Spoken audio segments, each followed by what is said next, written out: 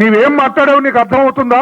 నీవు వాడిన భాష అర్థమవుతుందా? 4వ దఫా ముఖ్యమంత్రి చేస్తున్న వ్యక్తి, భారతదేశంలో సీనియర్ రాజకీయ నాయకుడు, మానవతావాది, సాంప్రదాయాలకి ప్రాధాన్యత ఇచ్చే వ్యక్తి, సభ్యత సంస్కారాలకి విలువనిచ్చే వ్యక్తి నారా చంద్రబాబు నాయుడు గారిని 75 సంవత్సరాల వయసున్న వ్యక్తిని రాజకీయ ప్రత్యర్థుల మీద ఈ రకమైన భాష మాట్లాడతావు, అసభ్యకరమైన అశ్లీలకరమైన భాష మాట్లాడతావు.